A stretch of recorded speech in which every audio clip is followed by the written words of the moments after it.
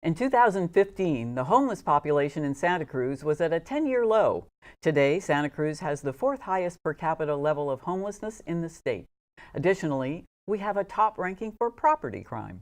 Tonight, Santa Cruz Mayor David Terrazas joins me to share his thoughts about these serious issues and the action steps the city has in mind to move us forward.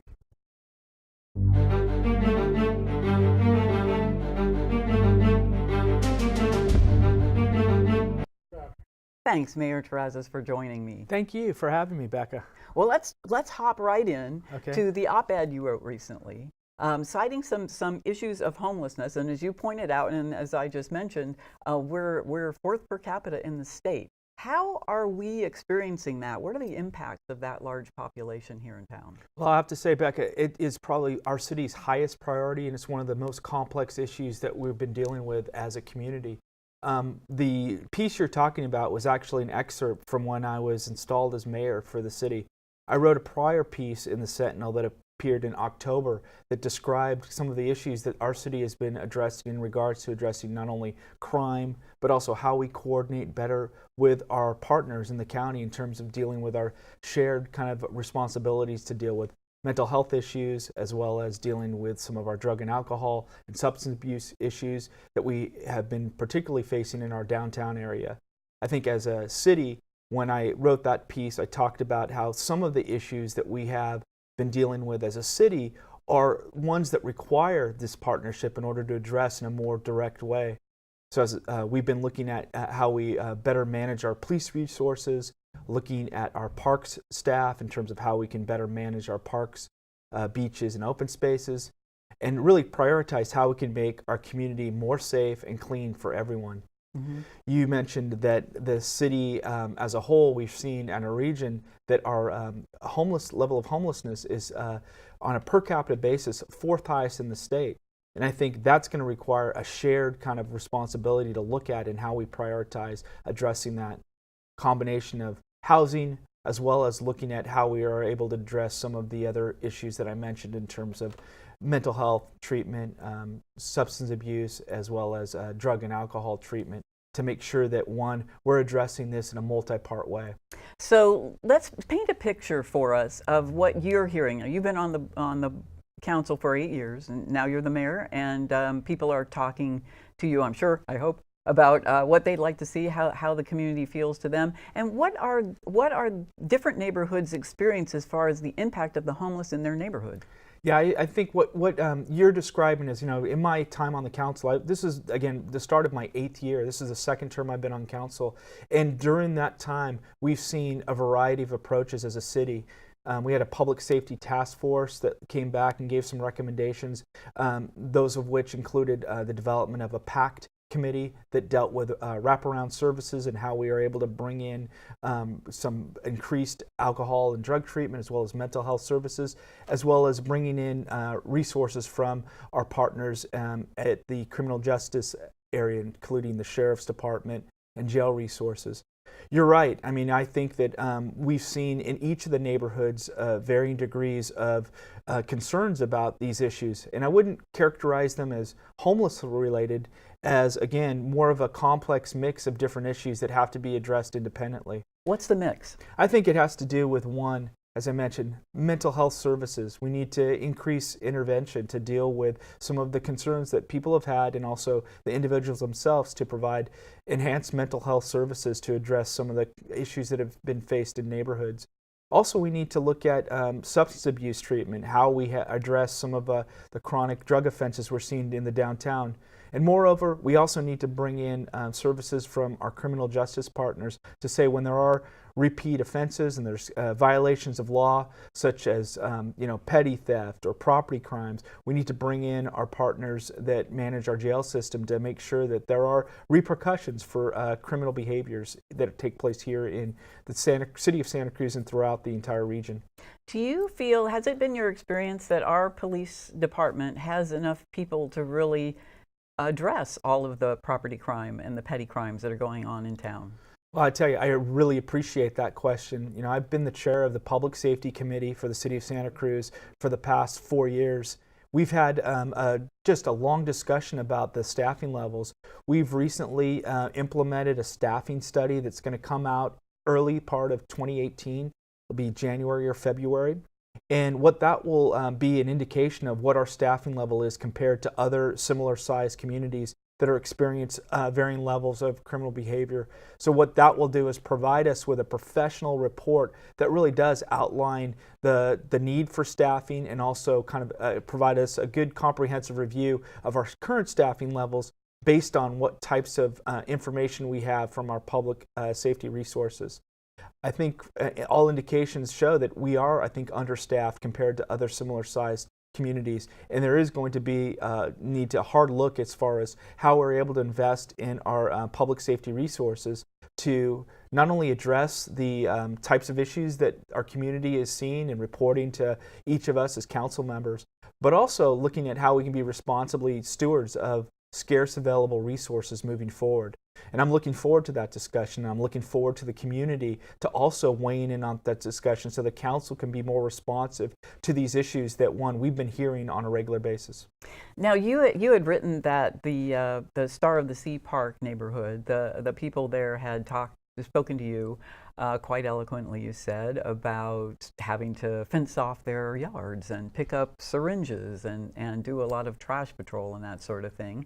And one of the things you mentioned is some people have suggested this is the new normal and we just have to adapt. Yeah. What are your thoughts on that? Well, I mean, those are multiple questions. I'll just say this. I cannot accept this as the new normal. I feel we need to do more to be a more responsive community to address these types of issues.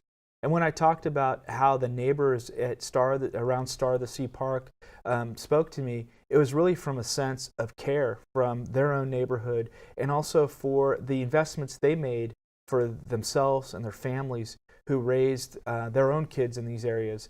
They described to me a situation where they had invested in new playground equipment only to see it vandalized and damaged. And really, it was more of a call to say, as a community, how can we, one, set the stage to make sure that we allow our spaces to be used in a way for the next generation, so kids and families and future generations can really appreciate all of the great things here we have in Santa Cruz. And when we talk about the idea of fencing off areas, I mentioned that in terms of, those types of solutions aren't really solutions. They're, one, stopgap measures, and they don't necessarily get at the root cause of what's causing these problems. And so the piece that I wrote is one that talks about this, of looking at a new way to approach these challenges as a new challenge for our current council and for the future to address these things in ways that lead to solutions. Now, you've mentioned partnering and other things that sound like we don't have enough money to deal with this problem. Is that an issue? Well, I would look at it in two different ways. It's a matter of not solely about the resources, but the scope of responsibility.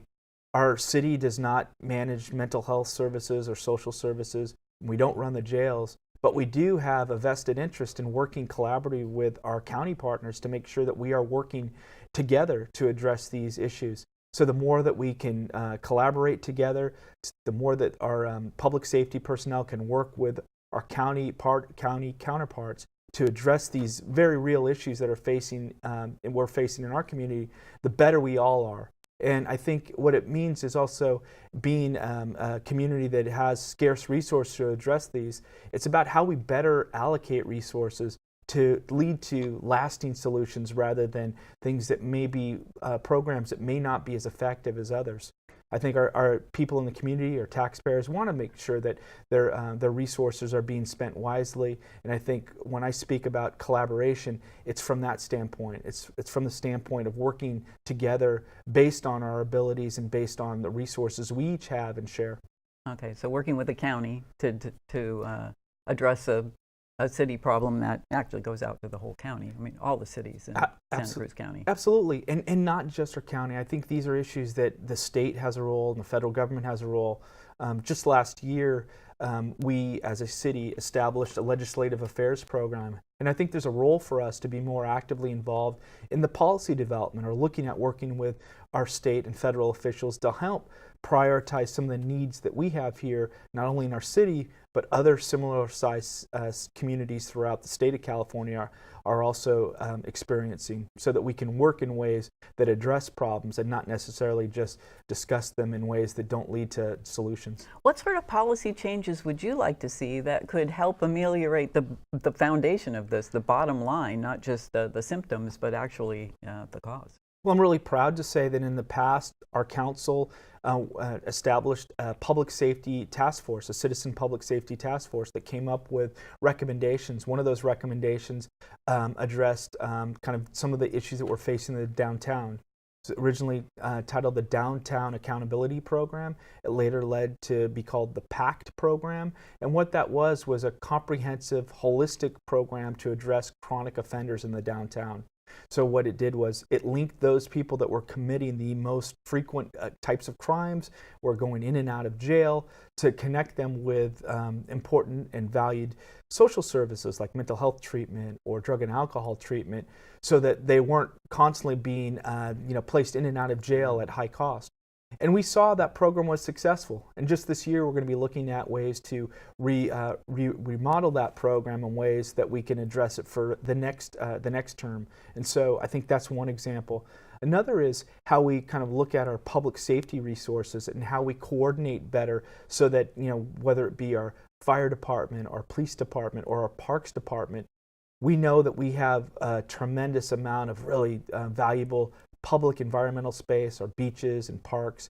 We're working internally to better utilize existing resources to make sure that we protect and maintain those spaces, so that we don't lose sight of their importance here in our community. That's another example. Now, one of the things that kind of leads to homelessness is few homes. So can you talk a little about addressing the affordable housing issue? Is there something that could be done along that line? Are you looking toward that? Yeah, well, I'll tell you, that again is an issue that has been at the forefront of kind of discussions here at the council over the past year. Just recently, the council took action on a variety of recommendations, and a subcommittee was formed that will bring back like the action plan in March of this year. Our housing costs are some of the highest in the world, according to an Australian report. And I just think you don't have to go far, but ask any resident here, whether they own or rent, that we are feeling the pinch of these higher costs, and really an increasing demand of people that want to live here in conjunction with those higher costs. I think we as a council have really taken action to look at how we can address that by, one, through a combination of looking at how we can construct new units in our downtown area, how we look at some of our reforms to make sure that we have available affordable housing and workforce housing.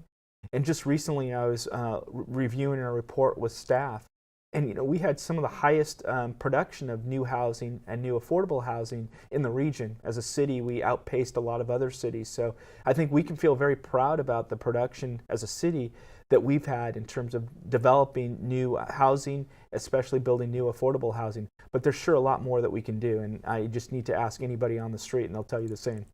Well, can you explain what is workforce housing? Yeah, well, when I think of workforce housing, I think part of it is making sure that we have available housing for the people that live and work here, are able to, one, raise their families. So when I think of teachers, when I think of service workers in our city government, when I think of public safety personnel, I think it's really important that people that are working here also have an opportunity to live here. Because I think the more that we can encourage people to have their roots in the city of Santa Cruz, that have a vested interest in the city's future, the better we all are off. And so when I think of workforce housing, I think it's there creating opportunities for people that are living here, that are working here, so that they can raise their families here and really kind of create a foundation for the future for our town. Yeah, we send a lot of our big brains over the hill to other places. Don't we? I mean, I think one report that I saw was that about 20% of the city residents commute over the hill for jobs, and I think that's something where we've seen that, and I want to make sure that, one, in addition to like workforce housing, a component of that is helping to kind of grow our economy and create jobs here to prevent those types of commutes from happening, so that we can make sure that those that live here also have the opportunity to work here without having to drive over the hill every morning and kind of create a gridlock on the streets. Now, what kind of industries say, or maybe it's not industries, maybe it's more like companies, but what sort of occupations are you trying to draw here? What kinds of businesses could we have in Santa Cruz that would bring the salaries that would be commensurate with the cost of living here? Well, I think, many of those people are already here. We have knowledge workers, we have people that work in creative industries, and we also have workers here that are part of our network of food services. We're very fortunate to be blessed with these amazing farm spaces. So we've got a lot of companies that support, food production, and I think those are kind of industries that I think are ones that we want to see grow and develop here. For example, designers and technologists are working here in town, and oftentimes now we're starting to see, as there becomes a higher concentration of people in those fields work here, businesses start to gravitate around that because they want to go where the people live, and they want to go to a place that people want to live. And I think Santa Cruz is just one of those places. It's got an abundance of creative people. Our arts community here is amazing, and I think the businesses that support those types of fields are those that are kind of looking at Santa Cruz as a place that they like to set up their own facilities as well. Does Santa Cruz do you all do real outreach to different industries and try to lure them here? Do we have incentives to get businesses so that we are favorable? Well, I think in terms of some of it, it does not. Some of the work does not require incentives because there is a demand on one looking at Santa Cruz as a place to set up business. It may surprise some to know that the City of Santa Cruz has an economic development department. That information is on the city's website, but they do outreach to local businesses, not only to attract new businesses, but also to retain existing businesses that are here. And in many ways, and I've seen this firsthand, they work hard to expand and help expand some of the businesses so that if they are looking for ways to grow their businesses here in Santa Cruz, they are putting them in touch with folks that can help them create a foundation for them to grow their businesses and create new jobs here in Santa Cruz. Well, we all look forward to that. Yeah. Now you're looking forward as well to your first term or your next year Yeah. as mayor. And tell me a little bit about what's your top priority? What do you hope to accomplish in that year? If you have the top priority, and then we can talk about secondary priorities as well. Well, I think I look at it, as three really priority areas that I want to focus on. We talked and started about this issue about, one, homelessness and kind of quality of life and crime. I think one of the things that I'm really interested in is making sure that we promote a safe and well-maintained city. And what I mean by that is making sure that we're investing in what we have already. We want to invest in maintaining our public facilities. We want to make sure our streets are clean. We want to make sure that we're letting the community know that we take pride in where we live and that the city staff is working hard to keep it updated and maintained so that it shines and it really reveals the type of place that we all love. Another area that I'm very interested in is our park system. I led efforts to set up the Parks Master Plan. It was the first Parks Master Plan we've done as a city in the past 40 years, taking an inventory of all of our local resources, our parks, beaches, and open space resources, so that we can really identify opportunities for the future. And one of those things I'd like to do is set up a linear park that stretches from Natural Bridges all the way over the harbor. It'll be a connection so that we have already the Riverwalk Park, and it'll be the first park that stretches the width of the city, and we already have one that stretches the length, and it'll be like a cross or T that forms in the city. And I think it's something I'd like to see happen so that we can promote long-range planning along our coastline and really invest in that as a really important public resource. The other thing I'm very interested in doing is making sure we promote our local resources, youth leadership and mentorship. So I'll be working with local schools to identify a City Fellows program so we can get motivated high school seniors to work with the city, to identify opportunities for them to work collaboratively with the city, not only in jobs, but also to help promote them and say that, hey, Santa Cruz is a place you not only can live, but also it's an opportunity for your future to hopefully find work, and whether it be in public service or in some sort of professional work, you can make a career here and make it your home. Well, that would be very nice. I'm sure there are so many people that grew up here and then have to go because they can't really find a way to build a life here because there aren't that many job opportunities. So the jobs sound very important. Absolutely. I think they're kind of crucial. But let's talk about your park idea. Yeah. So describe that more. So would that be like when you could walk from Natural Bridges to the harbor? Well, right now we have an overlay district that stretches from natural bridges over to the harbor. And I know some of it, if you've ever walked it, there's parts of the road that have not, there's areas that have been in disrepair. I think what I would like to make sure that we do as a city is provide long-range planning for our coastline and also invest in that as a public facility. I mean, it's, I think, an important resource as we look at our coastline. Just over the past several years, we've seen areas where there's been, sinkholes and our roads are deteriorating. But yet we have a constant, flow of not only local residents that look at this as being really one of our critical city resources, as well as visitors who look at it as kind of our highlight of coming when they spend time here visiting Santa Cruz. I think it's important that we value that resource and we invest in that resources in a way that promotes it for the long term.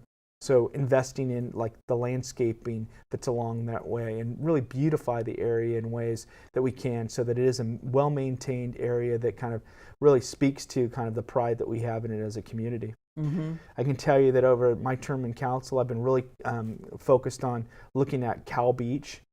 So as a resource, we've seen issues with the water quality there, and I think it's important that we prioritize maintaining these spaces and investing in solutions to some of the issues we have. So the linear park is one way to really make sure that we're focusing on our future and investing our time and scarce resources in the most impactful way. Now, you mentioned water, and water is, of course, an issue everywhere. But especially here, we seem to have a series of droughts, and that's an issue for us now. What kinds of things should we be doing to protect the water that we have? Well, I know as a city, you might recall we had nearly a 4-year drought. That drought was felt statewide. We were profiled in many national publications as a city for having some of the highest conservation rates in the nation. I mean, we were just far surpassing anyone's wildest expectations about water conservation. And those conservation levels have really held pretty steady. So I think that when we look at a community, there's a mix of solutions we're looking at. Over the last several years, we also had a water supply advisory committee that gave some direction to us that the council acted on, and we're currently in the process of implementing, that has a variety of water supply solutions that we'll be looking at over the coming years. Those are additional ways that the city has taken steps to be in a leadership position to look at our water supply for the future. So conservation, new infrastructure, and I think moving forward, we also have to be mindful of the idea of maintaining the water quality, making sure that we protect and not, contaminate any of the water we have. So how we look at our infrastructure in ways, whether it be in our coast or any other parts of our city, we're looking at creating systems that provide healthy and stable water system. And I can tell you from knowing the folks in our water department, they're working hard 24 hours a day, 7 days a week to make sure that we have the highest quality water system available. And I feel very proud to be a part of an organization that has such a system. So when we talked about bringing new business here and new industries, when we do that, is a lot of industry does not really protect the water. Are there regulations in place for new businesses? Oh yeah, absolutely. I mean, we have not only federal water quality standards and state standards, but also locally we look at ways to make sure that our systems are intact and we maintain our water supply system. So yeah, that is something that's a given. But there's always things we can be doing to provide a better system. So how we work with our water customers, how we are able to provide communications. Our water department has done an amazing job as far as having better communications with the public and also setting up new systems to receive information on how we can make further improvements moving forward. Now, you mentioned communication, yeah. And that is one thing that you have a special interest in. So how do you intend to improve the communication of the city with the residents? Yeah, well, I'll tell you one thing. I was a paper boy when I was a kid. I loved getting up every morning, and I'm kind of a news junkie, so I'd read the paper first thing in the morning before I delivered it. And I think that's actually carried over into this day. And so as we start to see kind of transitions in our kind of traditional media, I think it's important that as a public agency and even as individual elected officials, that we continue to improve our ability to communicate with the public. So I'm committed this year to, one, develop a regular newsletter that goes out to residents, which I've done in January and I'll continue to do throughout the year. I'm also going to be contributing regularly to the Sentinel in terms of opinion pieces. And then I'll be on 2 local radio stations each month, just to make sure that we're taking questions and answering concerns about what we're doing as a community. And I think it's really important that as we start to navigate the changing media world, that, one, we provide access and information to the public so they know what we are doing as a city. And I can tell you our city is really active every day, and sometimes when you don't have a kind of a regular news source, it's difficult for the public to learn about what the city is doing. So I wanted to make sure that I can reach out directly and also provide some access to some of the issues that may not be making it on the front page or even the page 3 of our local periodicals. Well, now, if people want to reciprocate and communicate back to you, what is the best channel to get information to you or questions? Yeah, I think one of the best ways is go to our city website. You'll have access to not only the elected officials for the city, but also key city staff, the city manager, city department staff, so that when there's issues that are going on with what's happening in our city, that provides a direct point to find out an answer. You know, sometimes there may not be a immediate answer. It may not be something that requires a response. It's more of a comment. And I can tell you that we read every single communication that comes in from the public. And so when we hear these types of feedback, we're able to, one, not only take it in, but also it helps inform our decisions moving forward. For others that, you know, have questions or more details, we always are encouraged to hear from the public to see, you know, what we're doing. And frankly, if they have any positive or negatives, we want to hear about it because we want to make sure that we are as responsive as we possibly can to our constituents and residents here in the city of Santa Cruz. Well, we have about 30 seconds left. Can you paint me a picture of what the city would be like at the end of your term if you get everything you want done? Well, I think for me, what it would be like is we'd have a sense of our residents feeling very good about where they live. You know, we're very blessed to live in the city of Santa Cruz, a place that many people travel thousands of miles to visit, that we get to enjoy every day. And I think I want to restore that sense of renewal in their appreciation for our town, our appreciation for our public spaces, our appreciation for our beaches, and most importantly, their appreciation for contributing and serving our city. And when I leave, I want to make sure that pride of being a public servant, someone who served the city, is one that I'll carry with me for the rest of my life, because I love this town and I'm really happy to be a part of it right now. Well, Mayor David Terrazas, thank you so much for joining us tonight on Elected Spotlight. And thank you. We hope you enjoyed tonight's show. And if there's an elected official you'd like to see on the program, please email me at becca@communitytv.org. Thank you and good night.